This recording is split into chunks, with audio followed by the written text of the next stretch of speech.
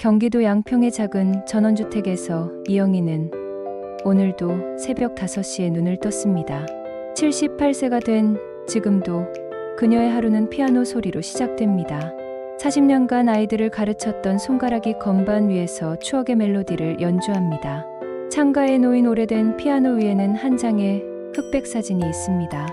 1965년 봄, 인천의 한 고등학교 음악실에서 찍은 사진입니다. 18살의 영희가 피아노 앞에 앉아 있고 그 옆에는 스케치북을 든 한 소년이 서 있습니다. 준호야. 영희는 사진 속 소년의 이름을 조용히 불러봅니다. 김준호. 60년이 지난 지금도 영희의 가슴 깊은 곳에 살아 숨쉬는 이름입니다. 그는 영희의 첫사랑이었고 평생 잊을 수 없는 사람이었습니다. 하지만 영희는 단 한 번도 그에게 자신의 마음을 고백하지 못했습니다.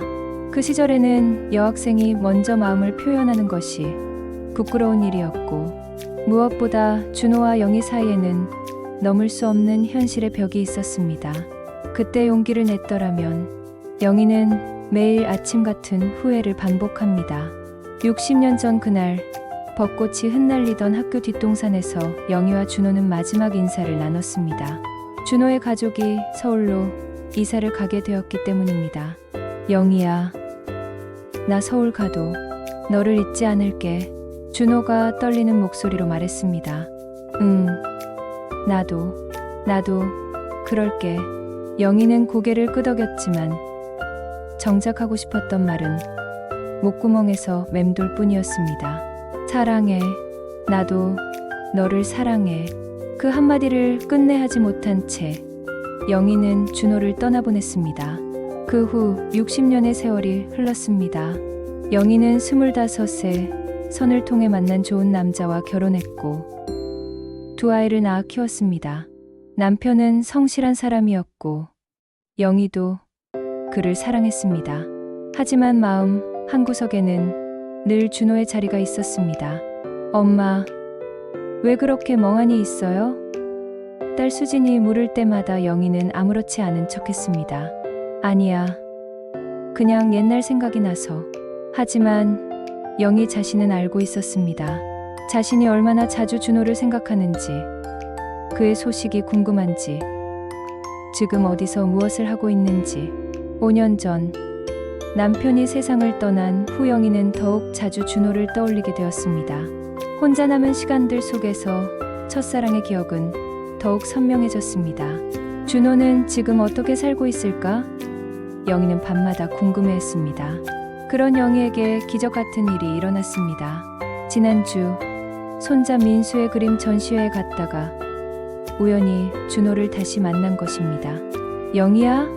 60년 만에 들은 그 목소리는 여전히 따뜻했습니다. 영희는 그 순간을 평생 잊지 못할 것입니다. 시간이 멈춘 것 같았고 마치 18살의 자신으로 돌아간 기분이었습니다. 이제 영희는 결심했습니다. 78세가 된 지금이라도 60년 전에 하지 못했던 그 말을 하기로. 더 이상 후회하며 살고 싶지 않기 때문입니다. 아침 햇살이 피아노 위의 사진을 비춥니다. 사진 속 18살의 영희와 준호가 환하게 웃고 있습니다. 마치 영희의 고백을 기다리고 있는 것처럼. 이제야 말할 거야. 60년 늦었지만 영희는 사진을 가슴에 품으며 중얼거렸습니다. 오늘은 특별한 날입니다. 영희가 드디어 자신의 첫사랑 이야기를 털어놓는 날이기 때문입니다. 78년을 살면서 누구에게도 완전히 말하지 못했던 가슴 깊은 곳에 숨겨둔 그 이야기를. 준호야, 이제야 용기를 낼 수 있을 것 같아. 내가 내 첫사랑이었고 지금도 내 가슴 속에 살아있다는 걸. 영희는 오래된 서랍에서 노란 편지지 한 장을 꺼냈습니다. 60년 전 준호에게 쓰려다가 결국 보내지 못한 편지였습니다. 그 편지 위에는 바른 글씨로 이렇게 적혀 있었습니다. 준호야, 나는 영희의 첫사랑 이야기가 지금 시작됩니다. 60년의 세월을 건너 마침내 전하는 가장 순수하고 아름다운 사랑의 고백이. 1965년 3월 인천의 봄은 유독 따뜻했습니다. 벚꽃이 막 피기 시작한 고등학교. 조정에서 영희는 새 학기를 맞이하고 있었습니다. 고등학교 2학년이 된 그녀는 음악반 활동을 하기로 결심했습니다. 영희야, 음악실이 3층 끝쪽에 있다던데? 친구 순자가 물었습니다. 응. 거기서 피아노도 칠 수 있고 합창도 배운다고 하더라. 영희가 설렘 가득한 목소리로 대답했습니다. 영희는 어릴 때부터 피아노를 좋아했습니다. 집에 있는 낡은 피아노로 혼자 연습하기를 즐겼고 언젠가는 음악 선생님이 되고 싶다는 꿈을 품고 있었습니다. 3층 음악실에 도착한 영희는 눈을 반짝였습니다. 햇살이 가득 들어오는 넓은 공간에 피아노 한 대가 놓여 있었고 벽에는 음표들이 그려진 오선지가 붙어 있었습니다. 안녕하세요. 영희가 조심스럽게 인사했습니다. 그때 음악실 한 구석에서 누군가가 고개를 들었습니다. 스케치북에 뭔가를 그리고 있던 남학생이었습니다. 아, 안녕. 그 학생이 어색하게 인사를 받았습니다. 영희는 그 순간 가슴이 두근거리는 것을 느꼈습니다. 남학생은 또렷한 눈매와 자상해 보이는 미소를 가지고 있었습니다. 무엇보다 그가 그림을 그리는 모습이 진지하고 아름다웠습니다. 저도 음악반인데요? 영희가 물었습니다. 아, 나는 미술반이야. 그런데 여기가 햇빛이 좋아서. 그가 미안한 듯 말했습니다. 괜찮아요. 같이 써도 돼요. 영희가 환하게 웃었습니다. 고마워. 나는 3학년 김준호야. 저는 2학년 이영희예요. 그렇게 둘의 만남이 시작되었습니다. 음악을 사랑하는 소녀와 그림을 그리는 소년이 같은 공간에서 각자의 꿈을 키워나가게 된 것입니다. 처음 며칠은 서로 조심스러웠습니다. 영희는 피아노를 치고 준호는 그림을 그렸습니다. 가끔 눈이 마주치면 서둘러 고개를 돌렸습니다. 하지만 일주일쯤 지났을 때 준호가 먼저 말을 걸었습니다. 피아노 정말 잘 치네. 감사해요. 준호 오빠, 그림도 멋져요. 영희가 수줍게 대답했습니다. 오빠라고 불러줘서 고마워. 준호가 환하게 웃었습니다. 그날부터 둘은 조금씩 가까워졌습니다. 영희가 피아노를 칠 때 준호는 그 모습을 그렸고 준호가 그림을 그릴 때 영희는 그를 위한 배경음악을 연주했습니다. 영희야, 너 때문에 그림이 더 잘 그려지는 것 같아. 준호가 어느 날 말했습니다. 정말요? 저도 오빠가 있으니까 피아노가 더 재미있어요. 영희가 기뻐했습니다. 4월이 되자 벚꽃이 만개했습니다. 음악실 창문으로 보이는 벚꽃나무가 온통 하얀 꽃으로 덮여 있었습니다. 와, 너무 예뻐요. 영희가 창밖을 바라보며 감탄했습니다. 그래, 정말 아름다워. 준호가 말했지만 그의 시선은 벚꽃이 아닌 영희를 향해 있었습니다. 영희도 그것을 느꼈습니다. 자신을 바라보는 준호의 따뜻한 시선을. 가슴이 뛰기 시작했고 얼굴이 붉어졌습니다. 오빠. 영희가 수줍게 준호를 불렀습니다. 응. 저도 그림 배워도 될까요? 영희가 용기를 내서 물었습니다. 물론이지. 가르쳐 줄게. 준호가 기뻐했습니다. 그날부터 영희는 준호에게 그림을 배우기 시작했습니다. 준호의 손이 영희의 손을 잡아주며 연필 잡는 법을 알려줄 때마다 영희의 심장은 요동쳤습니다. 이렇게 자연스럽게 선을 그어봐. 준호가 말했습니다. 이렇게요? 영희가 물었습니다. 맞아. 그래. 넌 정말 소질이 있어. 준호가 칭찬했습니다. 영희는 그런 준호가 더욱 좋아졌습니다. 자상하고 친절한 그의 모습에 점점 마음이 기울어갔습니다. 한 달쯤 지났을 때 영희는 깨달았습니다. 자신이 준호를 좋아한다는 것을, 아니, 사랑한다는 것을. 하지만 그 마음을 표현할 용기는 없었습니다. 그저 매일 음악실에서 그와 함께하는 시간이 행복할 뿐이었습니다. 영희야, 내일도 올 거지? 준호가 하교할 때마다 물었습니다. 네, 당연히요. 영희가 환하게 대답했습니다. 그렇게 음악과 그림이 만난 그 공간에서 두 젊은 마음도 조용히 가까워지고 있었습니다. 아직 사랑이라는 이름을 붙이기엔 수줍었지만 분명히 특별한 감정이 싹트고 있었습니다. 매일 음악실로 향하는 영희의 발걸음은 날로 가벼워졌습니다. 그곳에 준호가 있기 때문에, 그와 함께하는 시간이 하루 중 가장 행복한 순간이기 때문에 5월의 오후는 따뜻했습니다. 대부분의 학생들이 집으로 돌아간 후에도 영희와 준호는 음악실에 남아 있었습니다. 이제 그들에게 방과 후 시간은 가장 소중한 순간이 되었습니다. 오늘은 뭘 그려볼까? 준호가 스케치북을 펼치며 물었습니다. 저 벚꽃나무는 어때요? 영희가 창밖을 가리켰습니다. 하지만 준호의 손은 벚꽃나무가 아닌 피아노 치는 영희의 모습을 그리고 있었습니다. 고개를 살짝 기울인 채 건반에 집중하는 그녀의 옆모습이었습니다. 오빠, 또 저 그리는 거예요? 영희가 부끄러워하며 물었습니다. 내가 피아노 치는 모습이 제일 예뻐. 준호가 솔직하게 대답했습니다. 영희의 얼굴이 빨개졌습니다.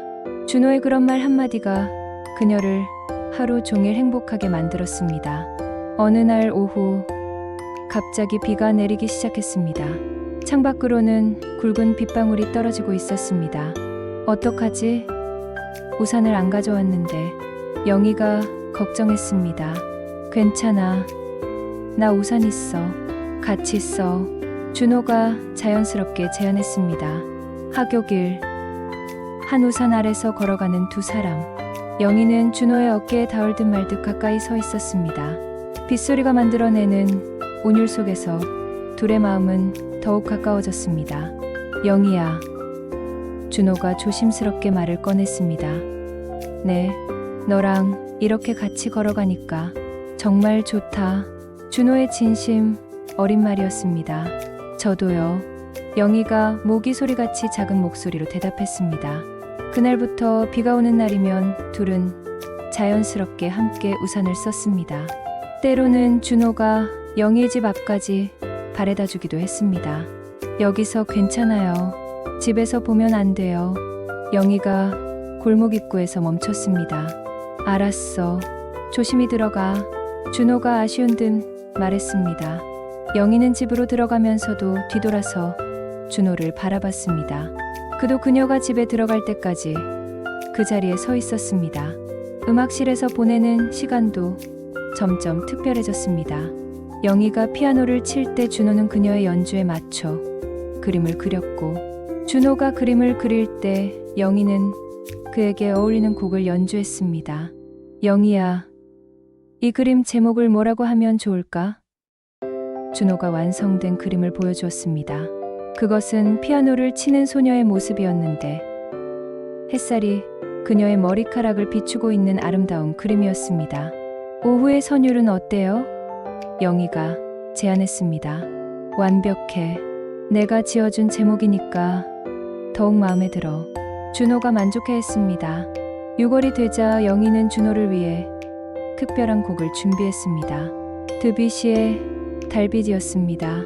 혼자 연습을 거듭해서 완성한 곡이었습니다. 오빠한테 들려주고 싶은 곡이 있어요. 영희가 수줍게 말했습니다. 정말? 뭔데? 준호가 기대에 찬 눈으로 바라봤습니다. 영희의 손가락이 건반 위를 춤추듯 움직였습니다. 달빛처럼 은은하고 아름다운 멜로디가 음악실에 퍼졌습니다. 준호는 그 음악에 완전히 매료되었습니다. 곡이 끝나자 잠시 침묵이 흘렀습니다. 준호는 감동에 겨우 말을 잇지 못했습니다. 어땠어요? 영희가 조심스럽게 물었습니다. 영희야, 정말 아름다워. 나를 위해 이런 곡을 준비해줘서 고마워. 준호의 목소리가 떨렸습니다. 그날 준호도 영희를 위해 특별한 선물을 준비했습니다. 그동안 그린 영희의 그림들을 모아서 작은 화집을 만든 것입니다. 이것도 너를 위한 선물이야. 준호가 화집을 건넸습니다. 영희는 화집을 받아들고 한 장 한 장 넘겨봤습니다. 피아노를 치는 자신의 모습, 웃고 있는 모습, 창밖을 바라보는 모습. 준호의 눈에 비친 자신이 이렇게 아름다울 줄 몰랐습니다. 오빠, 이렇게 많이 그려주셨어요? 영희가 놀라워했습니다. 너를 그리는 게 가장 즐거워. 준호가 솔직하게 말했습니다. 그 순간 둘 사이에는 특별한 기류가 흘렀습니다. 말로 표현하지는 않았지만 서로에 대한 마음을 확인하는 순간이었습니다. 오빠, 영희가 준호를 부르며 한 걸음 가까이 다가갔습니다. 영희야. 준호도 그녀를 바라보며 대답했습니다. 두 사람의 거리가 점점 가까워졌습니다. 서로의 마음을 확인하려는 듯 눈을 마주보고 서 있었습니다. 그때 복도에서 발소리가 들렸습니다. 둘은 깜짝 놀라 서둘러 거리를 벌렸습니다. 학생들, 아직도 있었나? 야간 순실을 도는 선생님이 들어오셨습니다. 네, 곧 가려고요. 영희가 당황하며 대답했습니다. 빨리 정리하고 집에 가거라. 선생님이 말씀하시고 나가셨습니다. 둘은 서로를 바라보며 조용히 웃었습니다. 방해받은 순간이 아쉬웠지만 그것도 하나의 추억이 될 것 같았습니다. 그날 이후로 영희와 준호는 서로에 대한 마음을 더욱 확실히 알게 되었습니다. 아직 고백은 하지 않았지만 특별한 감정이 있다는 것을 서로 인식하게 된 것입니다. 방과 후 음악실에서 보내는 시간은 그들에게 가장 소중한 순간이 되었습니다. 음악과 그림이 만나는 곳에서 두 마음도 아름답게 어우러지고 있었습니다. 7월의 어느 토요일 오후, 준호가 영희에게 특별한 제안을 했습니다. 학교 뒤쪽 언덕에 있는 작은 공원에서 만나자는 것이었습니다. 거기서 뭘 해요? 영희가 호기심 어린 눈으로 물었습니다. 비밀이야. 가면 알게 될 거야. 준호가 신비롭게 웃었습니다. 그 공원은 봄의 벚꽃으로 유명한 곳이었습니다. 지금은 푸른 나무짚이 우거져 있었지만 여전히 아름다운 산책로가 있었습니다. 영희는 설레는 마음으로 약속 장소에 나갔습니다. 연분홍 원피스를 입고 머리에는 작은 리본을 달았습니다. 처음으로 준호와 학교 밖에서 만나는 날이었기 때문입니다. 영희야. 멀리서 준호의 목소리가 들렸습니다. 그는 깨끗한 흰 셔츠에 회색 바지를 입고 있었습니다. 손에는 스케치북과 함께 작은 꽃다발을 들고 있었습니다. 이거 너한테 주려고 샀어. 준호가 부끄러워하며 꽃다발을 건넸습니다. 그것은 하얀 데이지였습니다. 소박하지만 순수한 아름다움을 가진 꽃이었습니다. 와, 너무 예뻐요. 고마워요, 오빠. 영희가 꽃다발을 받아 안으며 환하게 웃었습니다. 둘은 벚꽃길을 따라 천천히 걸었습니다. 비록 꽃은 져버렸지만 푸른 잎사귀들이 만들어내는 그늘이 시원하고 아름다웠습니다. 영희야, 여기 앉자. 준호가 벤치를 가리켰습니다. 그곳은 인천 바다가 내려다 보이는 전망 좋은 자리였습니다. 오후의 바다는 은빛으로 반짝이고 있었습니다. 와, 바다가 정말 예뻐요. 영희가 감탄했습니다. 그래, 너만큼 예뻐. 준호가 자연스럽게 말했습니다. 영희는 얼굴이 빨개져서 고개를 숙였습니다. 준호의 그런 말에 아직도 익숙해지지 않았습니다. 오빠, 오늘 왜 여기로 오자고 했어요? 영희가 궁금해했습니다. 너한테 하고 싶은 말이 있어서. 준호가 진지한 표정이 되었습니다. 영희의 가슴이 두근거리기 시작했습니다. 혹시 고백을 하려는 건 아닐까 하는 기대와 설렘이 몰려왔습니다. 영희야. 준호가 그녀의 눈을 바라보며 말했습니다. 네, 나 너를 정말 좋아해. 많이 좋아해. 준호의 진심 어린 고백이었습니다. 영희는 그 말을 듣고 눈물이 날 것 같았습니다. 그렇게 듣고 싶었던 말, 기다리고 기다렸던 그 한마디였습니다. 저도 오빠를 좋아해요. 정말 많이요. 영희도 용기를 내서 대답했습니다. 그 순간 둘 사이에는 특별한 마법이 일어났습니다. 서로의 마음을 확인한 기쁨과 안도감이 밀려왔습니다. 정말이야? 준호가 믿을 수 없다는 표정으로 물었습니다. 네, 정말이에요. 오빠를 처음 본 순간부터 영희가 수줍게 고백했습니다. 준호는 기뻐서 영희의 손을 살짝 잡았습니다. 영희도 그 손을 피하지 않았습니다. 영희야, 우리 약속하자. 준호가 말했습니다. 무슨 약속이요? 졸업하고 나서도 계속 만나자. 그리고 나중에는 결혼하자. 준호의 진지한 약속이었습니다. 영희는 그 말에 깜짝 놀랐습니다. 아직 고등학생인데 결혼 이야기를 하다니. 하지만 그것이 싫지는 않았습니다. 오빠, 그럴 수 있을까요? 영희가 불안한 마음으로 물었습니다. 물론이야. 우리가 서로 사랑하는데 뭔들 안 될까? 준호가 자신 있게 대답했습니다. 하지만 저희는 아직 학생이고 영희가 현실적인 걱정을 했습니다. 괜찮아. 나는 미술을 전공해서 화가가 될 거고 너는 음악 선생님이 될 거잖아. 그러면 우리 둘 다 예술가 부부가 되는 거야. 준호의 꿈 많은 계획이었습니다. 영희는 그런 준호가 더욱 사랑스러웠습니다. 미래에 대한 확신과 희망이 가득한 그의 모습에 자신도 용기가 생겼습니다. 좋아요. 약속해요. 영희가 미소 지으며 대답했습니다. 둘은 작은 손가락을 걸어 약속했습니다. 벚꽃길에서 한 첫 번째 약속이었습니다. 그런데 오빠, 부모님께는 어떻게 말씀드려요? 영희가 걱정했습니다. 지금은 비밀로 하자. 졸업하고 나서 정식으로 말씀드리는 거야. 준호가 현명하게 제안했습니다. 그날 오후 둘은 바다를 바라보며 일에 대한 이야기를 나눴습니다. 어떤 집에서 살고 싶은지, 아이는 몇 명을 가질지, 서로의 꿈을 어떻게 이뤄나갈지.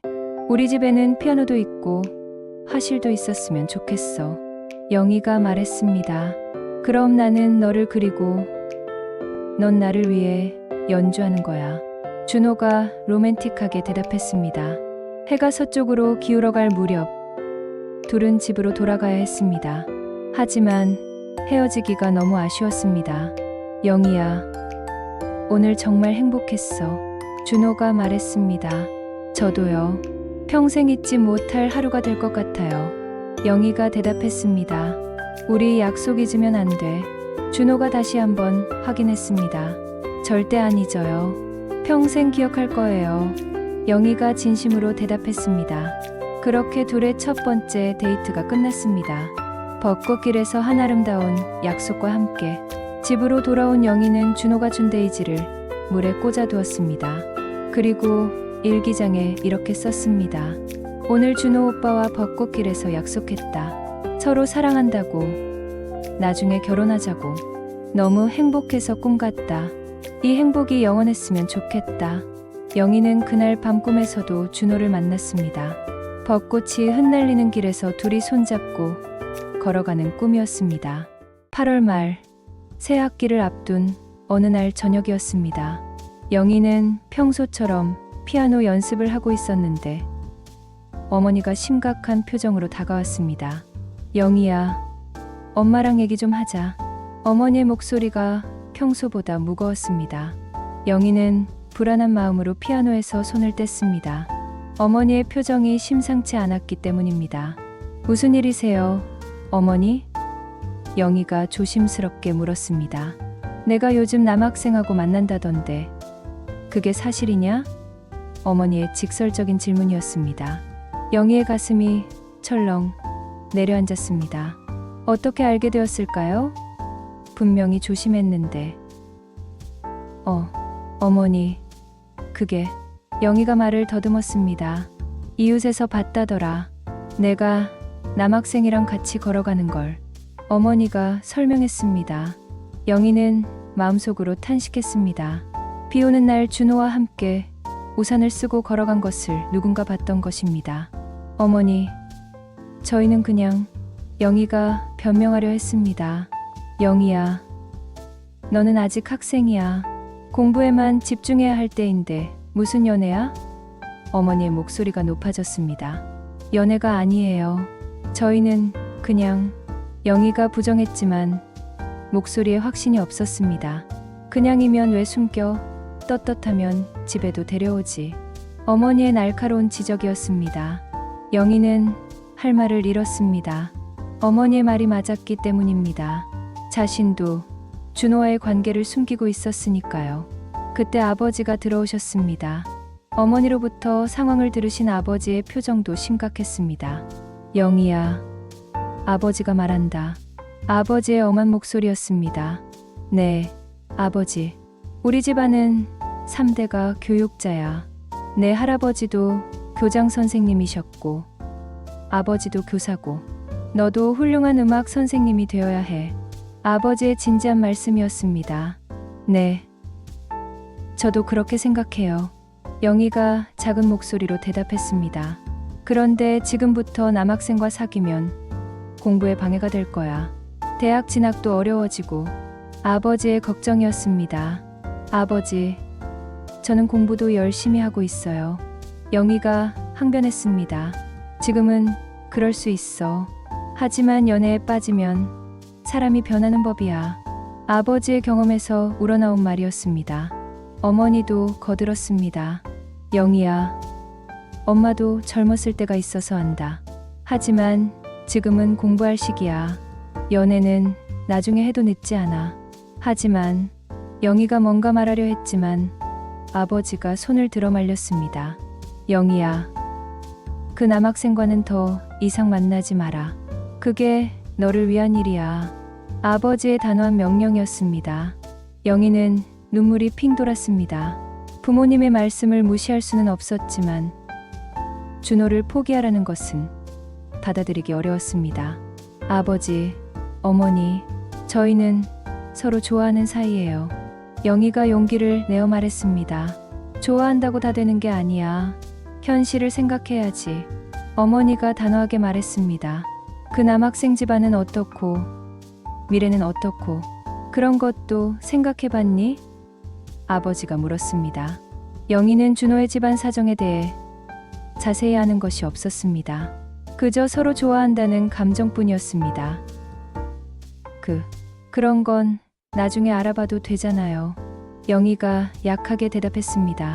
나중이 어디 있어? 지금 결정해야 해. 그 남학생과 만나지 않겠다고 약속해. 아버지가 최후 통첩을 했습니다.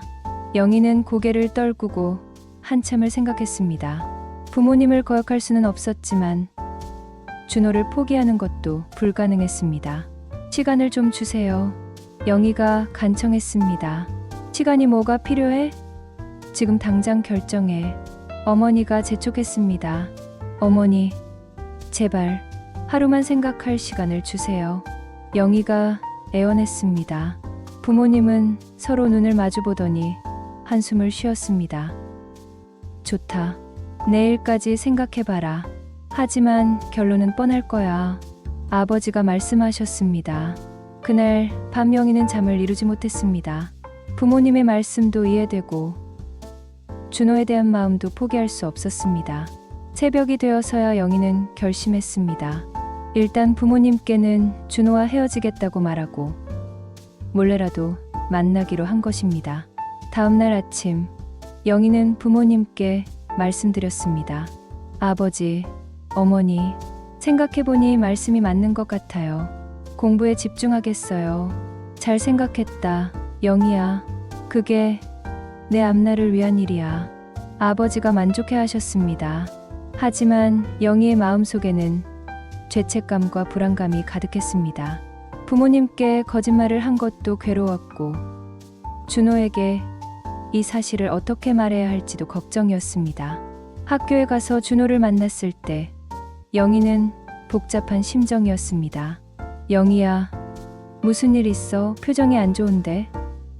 준호가 걱정스럽게 물었습니다. 오빠, 저희 얘기 좀 해요. 영희가 심각한 목소리로 말했습니다. 준호는 영희의 표정에서 심상치 않은 기운을 느꼈습니다. 두 사람에게 첫 번째 시련이 찾아온 것이었습니다. 9월이 되면서 상황은 더욱 어려워졌습니다. 영희는 부모님의 감시를 받으며 준호와 만나는 것이 점점 힘들어졌습니다. 음악실에서도 자유롭게 시간을 보낼 수 없었습니다. 영희야, 요즘 왜 이래? 예전 같지 않아. 준호가 걱정스럽게 물었습니다. 미안해요, 오빠.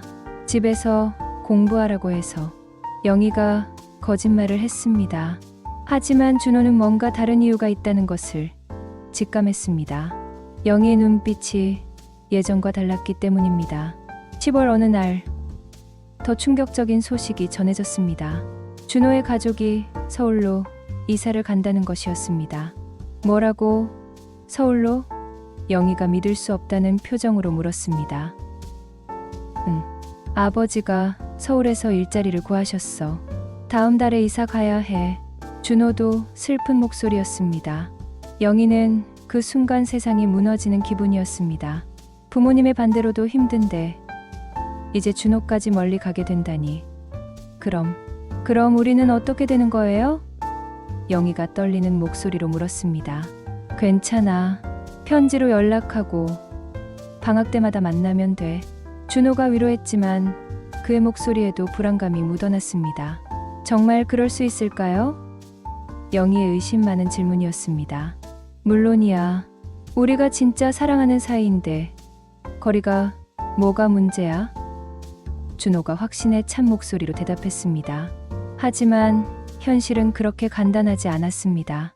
영희의 부모님은 준호가 서울로 간다는 소식을 들고 더욱 안심했습니다. 그것 봐. 다행이야. 이제 영희가 공부에 집중할 수 있겠네. 어머니가 만족해했습니다. 영희는 그런 부모님의 반응이 서운했지만 아무 말도 할 수 없었습니다. 준호가 떠나기 전 마지막 주. 둘은 벚꽃길에서 다시 만났습니다. 봄의 사랑을 약속했던 그 자리였습니다. 하지만 이제는 가을이었고 나무집들이 노랗게 물들어 있었습니다. 영희야, 우리 약속 기억하지? 준호가 간절한 목소리로 물었습니다. 네, 기억해요. 영희가 고개를 끄덕였지만 목소리에 확신이 없었습니다. 나는 서울에서 미술을 공부할 거야. 그리고 내가 졸업하면 함께 서울에서 살자. 준호의 계획이었습니다. 하지만 오빠, 쉽지 않을 것 같아요. 영희가 현실적인 걱정을 토로했습니다. 왜? 무슨 일 있었어?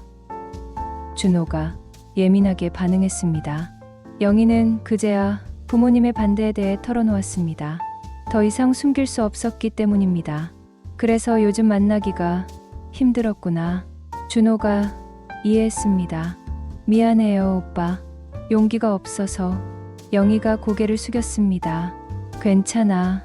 나도 우리 상황이 쉽지 않다는 걸 알고 있었어. 준호가 그녀를 위로했습니다. 그날 저녁, 준호는 영희에게 마지막 편지를 썼습니다. 사랑하는 영희에게 내일이면 서울로 떠나게 된다. 너와 헤어진다는 것이 너무 슬프지만 이것이 우리의 끝은 아니라고 생각한다. 나는 서울에서 열심히 공부해서 훌륭한 화가가 될 거야. 그리고 너도 음악 선생님이 되어서 많은 아이들을 가르치겠지. 몇 년 후 우리가 다시 만날 때는 서로 더 성숙한 사람이 되어 있을 거야. 그때 우리의 사랑도 더 깊어져 있을 거라고 믿어. 부모님의 반대가 있다는 것도 안다. 하지만 진짜 사랑이라면 시간이 해결해 줄 거야. 조급해하지 말고 기다리자. 벚꽃길에서 한 우리의 약속을 잊지 마. 나는 절대로 잊지 않을 거야. 항상 건강하고 꿈을 포기하지 마. 너를 사랑하는 준호가. 영희는 그 편지를 받고 눈물을 흘렸습니다. 준호의 진심이 전해졌지만 동시에 이별의 아픔도 절실했습니다. 며칠 후 준호는 정말로 서울로 떠났습니다. 기차역에서의 마지막 작별 인사는 둘 모두에게 평생 잊을 수 없는 순간이 되었습니다. 영희야, 꼭 편지 써. 준호가 기차에 올라가며 말했습니다. 네, 오빠도요. 영희가 손을 흔들며 대답했습니다. 기차가 떠나는 순간 영희는 가슴이 찢어질 것 같았습니다. 사랑하는 사람을 떠나보낸다는 것이 이렇게 아픈 일인지 처음 알았습니다. 집으로 돌아온 영희는 준호에게 답장을 썼습니다. 준호, 오빠에게 오빠가 떠나고 나니 모든 것이 허전해요. 음악실에서 피아노를 칠 때도, 벚꽃 길을 걸을 때도 오빠 생각뿐이에요. 저도 오빠와 한 약속을 잊지 않을 거예요. 열심히 공부해서 훌륭한 음악 선생님이 될 거예요. 부모님 때문에 힘들지만 시간이 지나면 이해해 주실 거라고 생각해요. 오빠도 서울에서 꿈을 이루세요. 보고 싶어요. 정말 많이 보고 싶어요. 오빠를 사랑하는 영희가. 하지만 그 편지를 보낸 후 준호로부터 답장이 오지 않았습니다. 한 통, 두 통. 영희는 계속 편지를 보냈지만 소식이 없었습니다. 점점 영희는 불안해졌습니다. 혹시 준호가 마음이 변한 건 아닐까? 아니면 다른 사람을 만난 건 아닐까? 그렇게 영희의 첫사랑은 이별의 아픔과 함께 불확실한 기다림으로 바뀌어갔습니다. 18세 소녀의 순수한 마음에 처음으로 상처가 생기는 순간이었습니다. 1966년 봄이 지나고 여름이 오고 또 가을이 갔습니다. 영희는 여전히 준호의 소식을 기다리고 있었습니다. 매일 우편함을 확인했지만 그의 편지는 오지 않았습니다. 왜 답장이 없을까? 영희는 매일 같은 의문을 품었습니다. 처음에는 바쁘기 때문이라고 생각했습니다. 새로운 환경에 적응하느라, 공부하느라 시간이 없을 거라고. 하지만 몇 달이 지나도 소식이 없자 영희는 점점 불안해졌습니다. 1967년 영희가 고등학교 3학년이 되었을 때도 준호의 편지는 오지 않았습니다. 대학 입시를 준비하느라 바쁜 나날들이었지만 마음 한구석은 늘 비어 있었습니다. 영희야, 요즘 왜 그렇게 우울해 보여? 친구 순자가 걱정스럽게 물었습니다. 아니야, 괜찮아. 영희는 늘 그렇게 대답했습니다. 하지만 괜찮지 않았습니다. 첫사랑의 상처는 생각보다 깊었고 치유되지 않았습니다. 대학 입시에서 영희는 서울의 한 음악대학에 합격했습니다. 서울에 가면 혹시 준호를 만날 수 있을지도 모른다는 희망 때문이었습니다. 축하한다. 영희야, 서울대학에 합격하다니. 부모님이 자랑스러워했습니다. 하지만 정작 영희는 그리 기쁘지 않았습니다. 준호 없는 서울이 무슨 의미가 있을까요? 1968년 봄, 영희는 서울에서 대학 생활을 시작했습니다.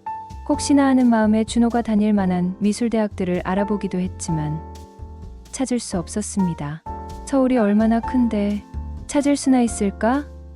영희는 현실을 깨달았습니다. 대학 시절 영희에게 여러 남자들이 관심을 보였습니다.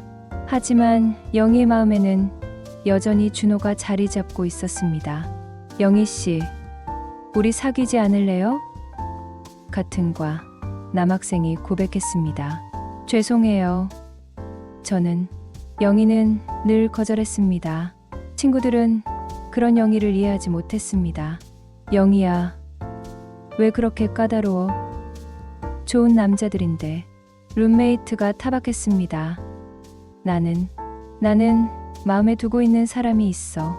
영희가 조심스럽게 털어놓았습니다. 누구? 언제부터?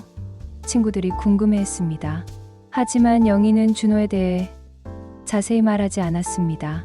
3년째 소식이 없는 사람을 기다린다는 것이 우스꽝스럽게 여겨질까 봐서였습니다.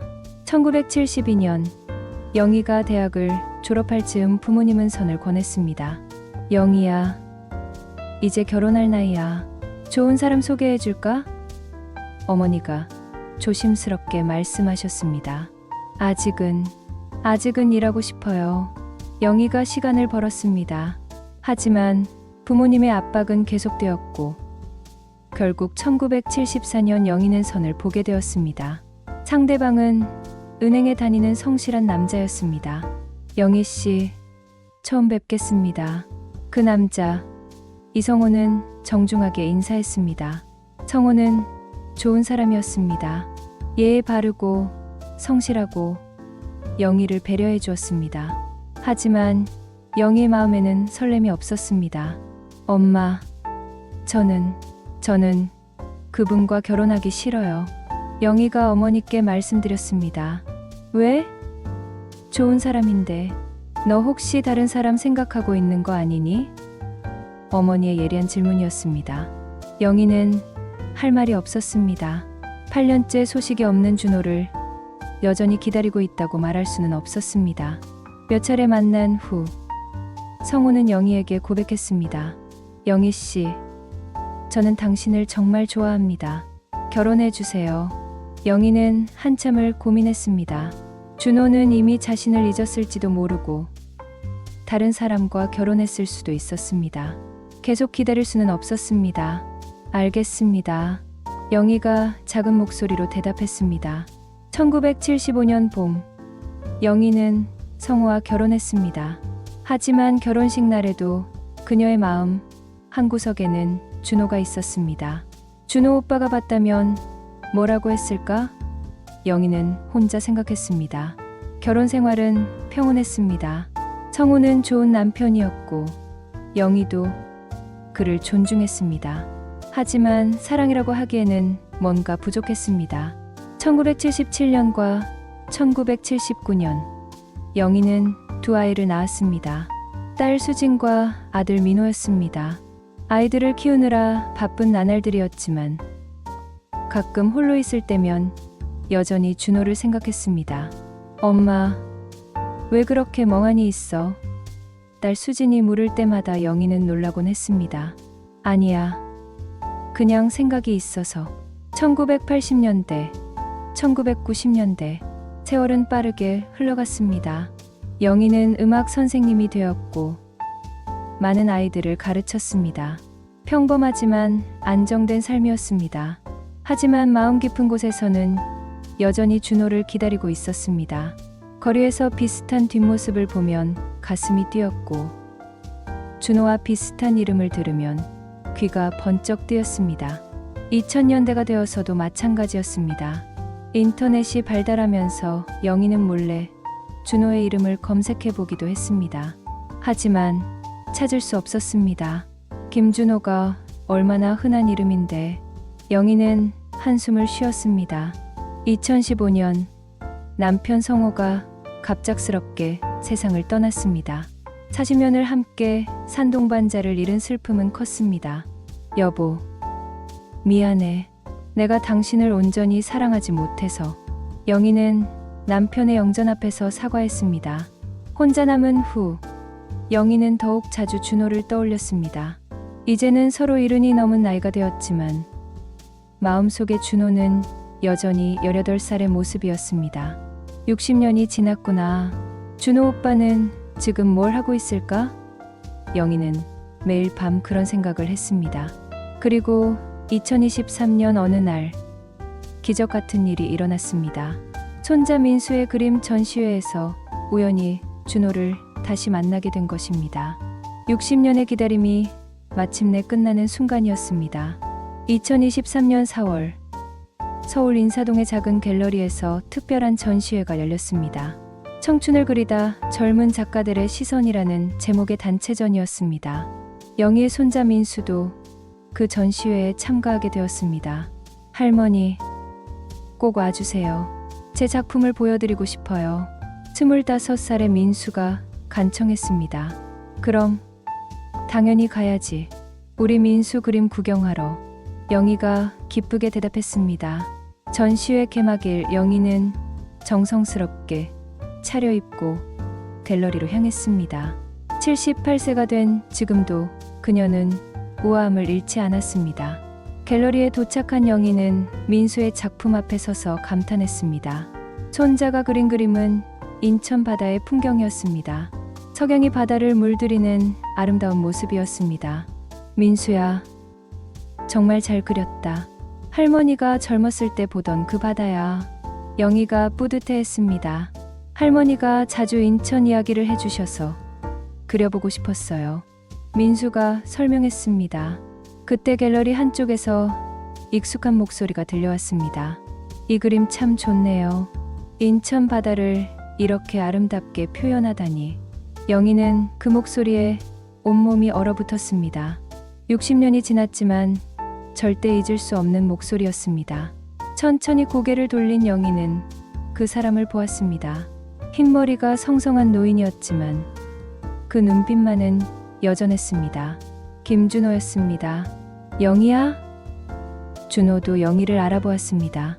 두 사람은 갤러리 한가운데서 마주서서 서로를 바라봤습니다. 시간이 멈춘 것 같았습니다. 60년의 세월이 한순간에 사라진 기분이었습니다. 준호, 오빠? 영희가 떨리는 목소리로 물었습니다. 영희야, 정말 너구나. 어떻게? 준호도 믿을 수 없다는 표정이었습니다. 갤러리의 다른 사람들이 쳐다보기 시작했습니다. 두 노인이 서로를 알아보고 감격하는 모습이 남다르게 보였기 때문입니다.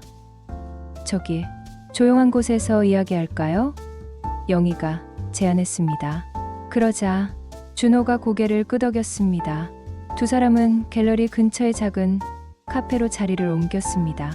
마주 앉아 서로를 바라보니 감회가 새로웠습니다. 60년 만이네. 준호가 먼저 말을 꺼냈습니다. 네, 정말 오랜만이에요. 영희 목소리에 감정이 묻어났습니다. 너 많이 늙었구나. 준호가 웃으며 말했습니다. 오빠도 마찬가지예요. 하지만 눈빛은 그대로네요. 영희도 웃었습니다. 잠시 침묵이 흘렀습니다. 60년의 공백을 어떻게 메워야 할지 막막했습니다. 오빠는 그동안 어떻게 지내셨어요? 영희가 조심스럽게 물었습니다. 나 화가가 되려고 했는데 쉽지 않았어. 결국 미술 선생님을 했지. 준호가 담담하게 대답했습니다. 그래도 꿈을 이루신 거잖아요. 영희가 위로했습니다. 너는 음악 선생님 됐다면서? 준호가 물었습니다. 네, 40년 동안 아이들을 가르쳤어요. 영희가 대답했습니다. 좋겠다. 우리 꿈을 다 이뤘네. 준호가 미소 지었습니다. 그때 준호가 어려운 질문을 했습니다. 영희야, 결혼은 했지? 영희는 잠시 망설이다가 솔직하게 대답했습니다. 네, 했어요. 남편은 5년 전에 세상을 떠났고요. 오빠는요? 나도 했어. 아내는 3년 전에. 준호의 목소리가 작아졌습니다. 두 사람 모두 홀로 남은 처지였습니다. 묘한 운명의 장난 같았습니다. 아이들은? 영희가 물었습니다. 아들 하나, 딸 하나 있어. 너는? 저도 아들, 딸 하나씩이요. 손자도 있고요. 영희가 대답했습니다. 아까 갤러리에서 본 젊은이가 손자구나? 준호가 물었습니다. 네, 민수라고 해요. 그림을 그리거든요. 영희가 자랑스럽게 말했습니다. 그럼 우리 피가 섞인 거네. 나는 그림, 너는 음악, 손자는 또 그림. 준호가 웃었습니다. 정말 그러네요. 영희도 웃었습니다. 대화를 나누면서 두 사람은 점차 마음을 열었습니다. 60년의 공백이 있었지만 서로에 대한 기억은 생생했습니다. 영희야, 그때 내가 편지를 못 보냈어. 준호가 미안한 듯 말했습니다. 왜요? 영희가 궁금해했습니다. 서울에 가자마자 아버지가 사업에 실패하셔서 우리 가족이 완전히 망했어. 너에게 짐이 될까 봐서 연락을 안 한 거야. 준호의 솔직한 고백이었습니다. 영희는 그제야 이해했습니다. 준호가 자신을 잊은 것이 아니라 오히려 사랑했기 때문에 연락하지 않았다는 것을. 오빠, 그렇다면 전 왜 몰랐을까요? 영희의 눈에 눈물이 맺혔습니다. 미안해, 영희야. 정말 미안해. 준호도 목이 메었습니다. 저는 60년 동안 기다렸어요. 오빠를 잊지 못하고. 영희가 처음으로 속마음을 털어놓았습니다. 나도야. 결혼하고 아이 키우면서도 늘 너를 생각했어. 준호의 고백이었습니다. 두 사람은 서로를 바라보며 눈물을 흘렸습니다. 60년의 오해와 그리움이 한순간에 풀어지는 순간이었습니다. 이제 우리가 다시 만났으니. 준호가 말을 꺼냈습니다. 네? 영희가 기대 어린 눈으로 바라봤습니다. 친구라도 될 수 있을까? 준호의 조심스러운 제안이었습니다. 네, 좋아요. 60년 만에 다시 만난 인연인데요. 영희가 환하게 웃었습니다. 그렇게 사람의 60년 만에 재회가 이루어졌습니다. 첫사랑의 설렘은 아니었지만 깊은 이해와 애정이 담긴 새로운 관계의 시작이었습니다. 재회 이후 영희와 준호는 자주 만나게 되었습니다. 처음에는 조심스러웠지만 시간이 지날수록 편안해졌습니다. 마치 60년의 공백이 없었던 것처럼 자연스러웠습니다. 어느 5월의 오후 두 사람은 한강공원을 산책하고 있었습니다. 벤치에 앉아 강물을 바라보며 지난 이야기를 나누었습니다. 영희야, 내가 그때 용기가 있었다면. 준호가 후회 섞인 말을 했습니다. 무슨 말씀이세요? 영희가 물었습니다. 가난하다고 해서 연락을 안 한 게 지금 생각해보면 너무 어리석었어. 준호가 한숨을 쉬었습니다. 오빠도 어쩔 수 없었잖아요. 그 나이에 그 상황에서는 영희가 이해해 주었습니다. 하지만 너를 60년 동안 기다리게 했잖아. 그게 가장 미안해. 준호의 진심 어린 사과였습니다. 영희는 잠시 생각하더니 말했습니다. 오빠, 저도 고백할 게 있어요. 뭔데? 저 결혼할 때도 아이 낳고 키울 때도 남편과 함께 살면서도 늘 오빠 생각을 했어요. 영희의 솔직한 고백이었습니다. 영희야, 준호가 마음 아파했습니다. 남편에게는 정말 미안한 일이었지만 어쩔 수 없었어요. 첫사랑이라는 게 그런 거더라고요. 영희가 계속했습니다. 나도 그랬어. 아내한테 미안하지만 너를 완전히 잊을 수는 없었어. 준호도 같은 마음이었습니다. 두 사람은 서로를 바라보며 씁쓸한 미소를 지었습니다. 서로 다른 사람과 결혼해서 살았지만 마음속에는 늘 첫사랑이 자리하고 있었던 것입니다. 그래도 후회하지는 않아요. 영희가 말했습니다. 왜? 만약 그때 오빠와 결혼했다면 지금 이런 감동은 없었을 거예요. 60년의 기다림이 있었기에 더 소중한 거죠. 영희의 철학적인 말이었습니다. 맞는 말이야. 지금 이 순간이 더 값진 것 같아. 준호가 동감했습니다. 그날 이후 두 사람은 더욱 깊은 이야기를 나누기 시작했습니다. 각자의 인생에서 힘들었던 순간들, 기뻤던 순간들을 함께 나눴습니다. 영희야, 너는 언제가 가장 행복했어? 준호가 물었습니다. 아이들이 태어났을 때요. 그리고 지금도 행복해요. 영희가 대답했습니다. 지금도? 네, 오빠를 다시 만났으니까요. 영희의 진심 어린 말이었습니다. 준호는 그 말에 가슴이 뭉클했습니다. 78세가 된 지금도 자신을 기억해주고 만나서 행복하다고 하는 영희가 고마웠습니다. 나도 지금이 가장 행복해. 60년 만에 너를 만났으니까. 준호의 고백이었습니다. 어느 날 두 사람은 인천으로 함께 여행을 갔습니다. 60년 전 추억이 담긴 그곳을 다시 보고 싶었기 때문입니다. 옛 학교는 새로 지어져서 모습이 완전히 바뀌었지만 벚꽃길은 여전히 있었습니다. 비록 늙은 몸이지만 두 사람은 그 길을 천천히 걸어보았습니다. 여기서 우리가 처음 사랑을 고백했지. 준호가 추억을 더듬었습니다. 네, 그때가 생각나네요. 영희가 감회에 젖었습니다. 영희야, 이제라도 늦지 않았으면 좋겠는데. 준호가 조심스럽게 말을 꺼냈습니다. 뭐가요? 영희가 물었습니다. 우리 진짜 마지막 사랑을 해볼까? 준호의 용기 있는 제안이었습니다. 영희는 잠시 놀랐습니다. 78세와 80세에 사랑을 한다는 것이. 하지만 마음 한구석에서는 기쁨이 올라왔습니다. 오빠, 저희 나이예요? 영희가 부끄러워했습니다. 나이가 뭐가 중요해? 마음이 중요하지. 준호가 진지하게 말했습니다. 하지만 영희가 망설였습니다. 영희야, 우리에게 시간이 얼마나 남았겠어? 이제라도 진짜 사랑을 해보자. 준호의 간절한 부탁이었습니다. 영희는 오랫동안 생각했습니다. 60년을 기다려온 사랑, 이제라도 완성하고 싶었습니다. 좋아요, 오빠. 영희가 작은 목소리로 대답했습니다. 그 순간 준호는 영희의 손을 잡았습니다. 60년 전처럼 떨리지는 않았지만 더 깊고 진실한 감정이 담겨 있었습니다. 고마워, 영희야.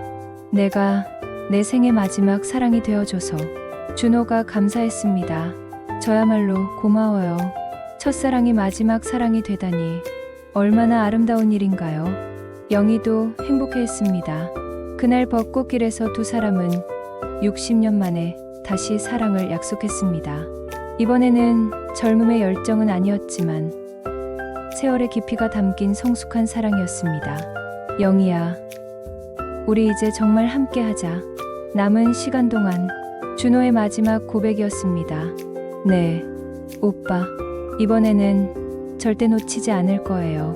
영희의 다짐이었습니다. 78세와 80세의 늦은 사랑이 시작되는 순간이었습니다. 60년의 기다림 끝에 맺어진 기적 같은 사랑이었습니다. 그로부터 6개월이 지났습니다. 영희와 준호는 서로의 남은 시간을 함께하기로 결심했습니다. 법적인 재혼은 하지 않았지만 마음으로는 부부나 다름없었습니다. 영희의 집에서 함께 살기 시작한 사람의 일상은 평온했습니다. 아침에 일어나면 함께 차를 마시고, 오후에는 산책을 하고, 저녁에는 옛 이야기를 나눴습니다. 영희야, 아침에 내가 타준 차가 참 맛있어. 준호가 만족해했습니다. 고마워요. 오빠 취향에 맞춰서 우렸거든요. 영희가 기뻐했습니다. 둘의 자녀들은 처음에는 당황했습니다. 78세와 80세의 새로운 사랑을 시작한다는 것이 이해되지 않았기 때문입니다. 엄마, 정말 괜찮으세요? 딸 수진이 걱정했습니다. 이번에는 영수가 혼자가 아닌 더 특별한 사람들과 함께였습니다. 전국에서 자신의 이야기에 감동받은 사람들이 부산역에 모였습니다. 선생님, 저희도 함께해도 될까요? 한 중년 남성이 물었습니다. 물론입니다. 함께해요. 영수가 반갑게 맞았습니다. 그날 부산역에는 50여 명의 사람들이 모였습니다. 모두 영수의 이야기에 감동받고 자신도 누군가에게 도움이 되고 싶다는 마음을 가진 사람들이었습니다. 우리 모두 그 무명의 천사님께 감사드려요. 한 참가자가 제안했습니다. 사람들은 조용히 묵념했습니다. 43년 전 한 여성이 보여준 작은 친절이 이렇게 많은 사람들에게 영향을 미치고 있다는 것이 기적 같았습니다. 묵념이 끝나고 영수가 말했습니다. 여러분, 제가 오늘 깨달은 것이 있어요. 사람들이 영수를 바라봤습니다. 저는 43년 동안 그분을 찾으려고 노력했습니다. 하지만 이제 알겠어요. 그분은 이미 우리 모두 안에 계신다는 것을. 영수의 목소리에 감동이 묻어났습니다. 그분이 저에게 보여주신 사랑은 이미 세상 곳곳에 퍼져나가고 있어요. 여러분 한 분 한 분이 그 사랑을 실천하고 계시니까요. 참가자들이 고개를 끄덕였습니다. 그러니까 우리 모두가 누군가에게는 이름 없는 천사가 될 수 있어요. 작은 친절 하나가 한 사람의 인생을 완전히 바꿀 수 있으니까요. 그날 저녁, 영수는 집에서 마지막 일기를 썼습니다. 오늘로 43년간의 여정이 마무리되었다. 그분을 직접 만나지는 못했지만 그분의 사랑이 세상에 전해지는 것을 확인했다.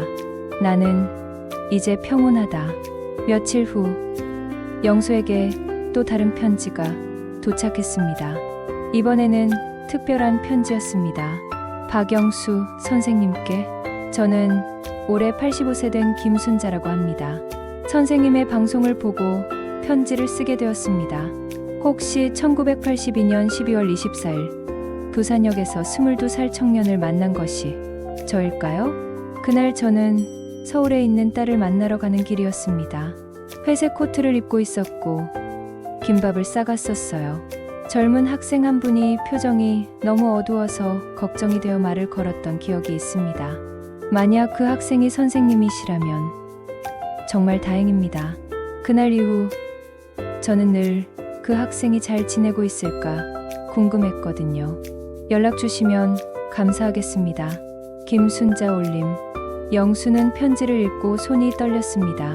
43년 만에 마침내 찾았습니다. 아니, 그분이 영수를 찾아주셨습니다. 여보, 찾았어. 그분을 찾았어. 영수가 아내에게 소리쳤습니다. 영수는 즉시 편지에 적힌 연락처로 전화했습니다. 여보세요? 43년 만에 듣는 그 목소리였습니다. 선생님, 저 박영수입니다. 영수의 목소리가 떨렸습니다. 정말 그 학생이에요? 김순자도 감격했습니다. 네, 맞습니다. 선생님 덕분에 새로운 인생을 살 수 있었어요. 두 사람은 전화로 30분 넘게 이야기했습니다. 43년간의 공백을 메우는 시간이었습니다.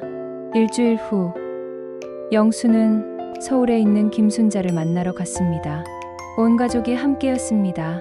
정말 오랜만이네요. 김순자가 영수를 알아보며 미소 지었습니다. 85세가 된 김순자는 여전히 따뜻한 미소를 가지고 있었습니다. 선생님 덕분에 이런 삶을 살 수 있었어요. 영수가 깊이 인사했습니다. 아니에요. 당신이 스스로 일궈낸 거예요. 저는 작은 계기를 제공했을 뿐이에요. 김순자가 겸손하게 대답했습니다. 그날 두 가족은 함께 시간을 보냈습니다. 김순자의 자녀들도 영수의 이야기에 감동했습니다. 어머니가 그런 일을 하셨는지 몰랐어요. 김순자의 딸이 말했습니다. 어머니는 평생 그런 분이셨어요. 어려운 사람을 보면 그냥 지나치지 못하시거든요. 아들이 덧붙였습니다. 영수는 그제야 알았습니다. 김순자는 평생에 걸쳐 수많은 사람들에게 도움을 주며 살아온 분이라는 것을. 선생님, 제가 쓴 책 드릴게요. 영수가 이름 없는 천사를 건넸습니다. 고마워요. 꼭 읽어볼게요. 김순자가 책을 받으며 말했습니다. 헤어지기 전에 영수는 김순자에게 마지막 인사를 했습니다. 선생님, 제 인생을 구해주셔서 정말 감사합니다. 그리고 선생님이 보여주신 사랑을 다른 사람들에게 전하며 살겠습니다. 그럼 저도 마음이 놓여요. 당신이 행복하게 살고 있다는 것만으로도 충분해요. 김순자의 따뜻한 대답이었습니다. 서울에서 돌아온 영수는 마음이 한결 가벼워졌습니다. 43년간의 숙제를 마침내 해결한 기분이었습니다. 그날 밤 영수는 일기의 마지막 페이지를 썼습니다. 드디어 김순자 선생님을 만났다. 43년 만의 재회였다. 선생님은 여전히 따뜻하고 겸손한 분이셨다. 이제 정말 모든 것이 완성된 것 같다. 앞으로 남은 시간 동안 나도 누군가에게 김순자 선생님 같은 존재가 되고 싶다. 작은 친절 하나가 얼마나 큰 변화를 만들 수 있는지 이제 확실히 알기 때문이다. 세상의 모든 이름 없는 천사들에게 감사한다. 그들이 있기에 이 세상이 아름답다. 2026년 새해가 밝았습니다. 영수는 새로운 계획을 세웠습니다. 이름 없는 천사 재단을 설립하기로 한 것입니다. 어려운 사람들을 돕되 절대 이름을 밝히지 않는 재단을 만들 거예요. 영수가 가족들에게 설명했습니다. 좋은 생각이에요, 아버지. 자녀들이 지지했습니다. 그렇게 영수의 새로운 인생 이막이 시작되었습니다. 김순자로부터 받은 사랑을 세상에 전하는 일이었습니다. 지금도 영수는 매일 작은 친절을 실천하며 살아가고 있습니다. 길에서 넘어진 사람을 도와주고, 버스에서 자리를 양보하고, 어려운 이웃을 돕는 일들, 이름을 밝히지 않고 도움을 주는 것이 진짜 선행이에요. 영수의 신념입니다. 그리고 사람들에게 이렇게 말합니다. 여러분도 누군가에게는 천사가 될 수 있어요. 작은 관심과 친절만 있으면 됩니다. 그것이 한 사람의 인생을 완전히 바꿀 수 있어요. 72세 박영수 할아버지의 43년 만의 재회 이야기 어떠셨나요? 한 사람의 작은 친절이 어떻게 한 생명을 구하고 그 생명이 또 다른 수많은 사람들에게 희망을 전하게 되었는지 정말 감동적인 이야기였습니다. 혹시 여러분의 인생을 바꾼 이름 없는 천사는 누구인가요? 또는 여러분이 누군가에게 천사가 되어본 경험이 있다면 댓글로 나누어 주세요. 우리 모두는 누군가에게 천사가 될 수 있습니다. 오늘부터 작은 친절을 실천해보면 어떨까요? 이 이야기가 마음을 움직였다면 좋아요와 구독으로 응원해 주시고 주변 분들과도 함께 나누어 보시기 바랍니다.